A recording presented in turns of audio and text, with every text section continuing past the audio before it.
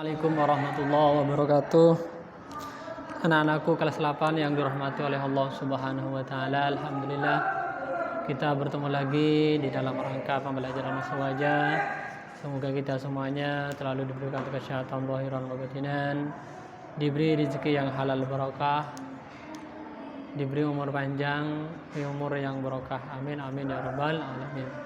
Anak-anakku sekalian, kita sampai sekarang pembelajaran aswaja, di mana aswaja sekarang ini menjelaskan tentang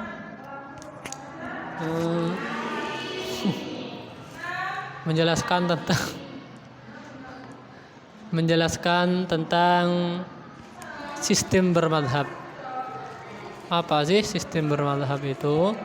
Ya, sistem bermadhab ini bagaimana sejarahnya? Dari kita tahu bahwa sumber hukum Islam itu timbulnya dari Al-Quran. Al-Quran, hadis, ijma, dan qiyas. Itu adalah sumber daripada hukum Islam. Tentu kita bermadhab ini harus kita bermadhab, mengikuti madhab. Madhab yang kita ikuti itu di dalam Ahlus Sunnah wal Jamaah adalah Imam Hanafi, Imam Maliki, Imam Syafi'i, dan Hambali. Di mana semua 4 madhab ini pengambilan hukumnya atau sumber hukumnya itu semuanya mengambil dari Al-Quran, hadis, ijma, dan qiyas. Kok bisa mereka Ustaz? Karena mereka sudah menghafal dulu. Ya, belajar dulu. Gak mungkin mereka langsung jadi madhab. Ya harus belajar, ya, pinter menghafalkan Al-Quran, menghafalkan beberapa hadis, memahaminya. Kemudian setelah itu mereka baru membuat madhab sendiri. Sumber hukum yang pertama yang diambil daripada Islam, hukum Islam itu yang pertama adalah Al-Quran. Semuanya madhab sepakat bahwa Al-Quran itu adalah sumber hukum. Apa itu Al-Quran? Al-Quran adalah sesuatu yang diturunkan kepada Rasulullah SAW. Kemudian Al-Mu'jizuh lil ijazih bisurati minhu, untuk melemahkan, untuk memberi mukjizat kepada Rasulullah, dan orang kafir tidak bisa melawannya karena Al-Quran adalah mukjizat. Al-muta'abbadu bitilawatihi, dan dianggap ibadah, dianggap beribadah dengan membaca Al-Quran. Itu adalah yang disebut dengan Al-Quran. Nah, karena itu sumber hukum pertama di dalam Islam adalah Al-Quran. Al-Quran yaitu 30 juz yang isinya ada yang Qisasul Anbiya, kemudian tauhid, menjelaskan syariat, cara sholat, secara global, bagaimana caranya zakat, kapan wajibnya zakat, wajibnya haji, kemudian wajibnya puasa. Ini kan jelas dijelaskan di dalam Al-Quran melalui wahyu dari Allah Subhanahu wa taala kepada Nabi Muhammad. Itu secara globalnya. Kemudian setelah itu ada namanya hadis. Hadis itu apa? Hadis itu adalah sesuatu yang diturunkan kepada Rasulullah SAW, sesuatu yang dibawa oleh Rasulullah SAW, atau sesuatu yang disandarkan kepada Rasulullah SAW, baik yang disandarkan atau digabungkan sesuatu yang disandarkan itu berupa ucapan Rasulullah atau pekerjaan Rasulullah atau pengakuan Rasulullah. Itu adalah sudah hadis. Seperti apa ucapan innamal a'malu binniyat? Itu adalah ucapan Rasulullah. Ya, seperti apa pekerjaan? Pekerjaan Rasulullah itu seperti mencium batu Hajar Aswad. Ini kan pekerjaan Rasulullah. Yang tidak diucapkan oleh Rasulullah diikuti oleh sahabat, termasuk Sayyidina Umar. Ini adalah pekerjaan. Ada pengakuan. Pengakuan itu apa? Sesuatu yang tidak dilakukan oleh Rasulullah, tidak dikerjakan oleh Rasulullah, tapi dikerjakan oleh sahabat, kemudian diakui oleh Rasulullah. Salah satu contoh cara baca Al-Quran.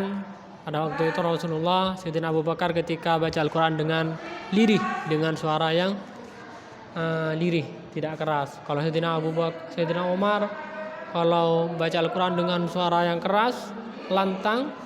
Kemudian ada namanya Amir, sahabat Amir, Ibn Amir ini kalau baca Al-Quran pindah-pindah ya, surah sini pindah, loncat-loncat. Nya ditanya oleh Rasulullah, kenapa engkau membaca Al-Quran secara lirih wahai Abu Bakar? Ya karena ketika saya berbisik-bisik dengan Rasulullah dengan lirih. Sayyidina Umar, kenapa kau kalau baca Al-Quran kok dengan lantang Umar? Dengan keras, agar saya semangat Rasulullah, tidak ngantuk. Dan Amir begitu juga. Nah, oleh karena itu ini adalah pengakuan daripada sahabat, dan Rasulullah mengatakan thayyib, baik. Nah, ini adalah pengakuan. Dan banyak lagi seperti Umar pada Rasulullah bilang, kalau alangkah baiknya Rasul kalau engkau ini menggunakan hijab penghalang, satir ya. Hanya dilakukan oleh Rasulullah. Ini pengakuan. Itu yang disebut dengan pengakuan. Itu adalah simpel daripada hadis Rasulullah SAW. Kemudian sumber hukum selanjutnya adalah ijma. Ijma itu apa? Ijma itu adalah kesepakatan suatu ulama pada suatu masa untuk menentukan sebuah hukum yang baru. Ya, ketika ada hukum yang baru, mereka semua sepakat kumpul pada waktu di satu tempat ya. Nggak harus kumpul, tapi bersepakat di masa itu. Ulama pada masa itu bersepakat untuk menentukan hukum yang baru. Ini adalah ijma. Dan kata Rasulullah bahwa umatku ini tidak akan bersepakat ijma atas kesesatan, tapi atas kebenaran. Gitu. Kemudian yang terakhir adalah anak-anakku sekalian, yaitu qiyas. Qiyas itu apa? Menyamakan furu atau cabang dari sebuah furu cabang kepada asalnya. Kalau kita umpamakan di sini adalah pohon akarnya adalah yang ada di dalam bumi, kemudian cabangnya adalah ranting, itu ranting. Ini adalah menyamakan hukum furu kepada hukum asal. Kita contohkan adalah minum-minuman keras yang jelas diharamkan baik hadis maupun Al-Quran adalah khamr. Innal khamru wal maisir juz'un min amali syaitan, bahwasanya khamr judi adalah termasuk perbuatan syaitan. Ini haram, jelas. Al-Quran begitu menjelaskan. Al-halalu bayyinun wal haramu bayyinun. Innal khamru, sesungguhnya khamr itu haram. Memabukkan. Khamr itu memabukkan, dan setiap sesuatu yang memabukkan haram. Akhirnya sesuatu yang memabukkan kesimpulannya menjadi haram. Kita bukan khamr, tapi memabukkan. Sabu-sabu memabukkan, haram. Kemudian minuman air tape memabukkan, haram. Ya, kenapa? Karena menyamakan furu kepada asal. Yang mana asal dari sesuatu yang memabukkan itu haram, yang mana yang memabukkan itu khamr. Kalau bukan khamr memabukkan ya sama-sama haram. Itu namanya menggabungkan furu kepada asal. Itu mungkinnya tentang penjelasan kali ini, tentang penjelasan sumber hukum di dalam Islam dari 4 mazhab yang diambil mereka adalah yang pertama Al-Quran, hadis, ijma, dan qiyas. Kemudian itu saja perkenalan untuk Asmaja kali ini. Kurang lebihnya assalamualaikum warahmatullahi wabarakatuh.